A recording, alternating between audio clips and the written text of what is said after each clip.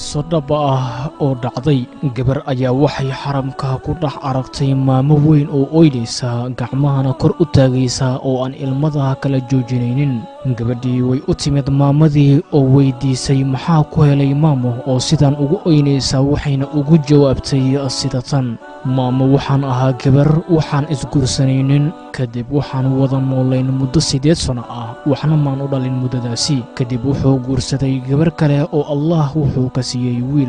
Waxaan ahaa intaa kadib mid aad u qalbi jaban oo murugaysan. 2 sano kadib ayaa maalin waxaa dhacday in ninkaygii iyo xaaskiisii labaad ay safar u baxeen, waxaana la iiga tagay wiilkii yaraa ee ay dhaleen. Markii ay sii baxayeen ayaa waxaan go'aansaday inaan wiilka dilo oo gowraco, laakiin intaanan taa ku dhaqaaqin ayaa waxaa ii soo dhacay telefoon, kaasi oo la iigu sheegay ninkaygii iyo xaaskiisii kaleba in shil gaari ay ku geeriyoodeen. Kadib waxaan ku fikiray in wiilka yaraa aan silciyo oo silac uu u dhinto. Waan garaacay, weliba garaacis uu weliba la miirdoorsoomay, weliba isagoo ku dhawaaqaya maama maama.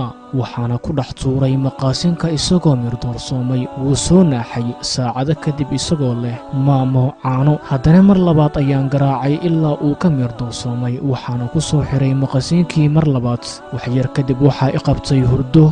waan gam'ay, laakiin waxaan arkay riyo aan ka seexan waayey. hurdadaasi kadib waxaan arkay anigoo la i cadaabayo, qalbigayga lagu shubayo dhagaxaan naar ka samaysan, gacmahaygana budad naar ah lagu garaacayo. mar qura ayaan soo booday, waxaan maqlay saqiirkii oo cod hoose ku leh maamo biyo. anigoo naxsan ayaa biyo siiyey oo caano yarna u sameeyey. muddo kadib wuu koray wiilkii, wuxuuna ii haystay weligii inaan hooyadiisa ahay. waan guursaday tiro 3 nin oo kala duwan, laakiin wax owlaad ah alla igama siinin. hadda waxaan ahay 68 jir, isagiina waa 32 jir. maantana qofka xajka ii keenay waa isaga, wuxuuna ileeyahay kelimadii markii aan garaaci jiray uu igu oran jiray maama. waxaan la ilmaynayaa sida aan yeeli jiray xanuunkeeda iyo sida uu ii wanaajiyey maanta oo aan cid kala haysan, iyo anigoo u sheegi karin sida aan ku samayn jiray markuu ahaa saqiirka. weligaa saqiir yaraha xasdin ama qof bani aadan ahba ma ogid beri sida aad isku noqon doontaan. allow hooyooyinkeena barakeey,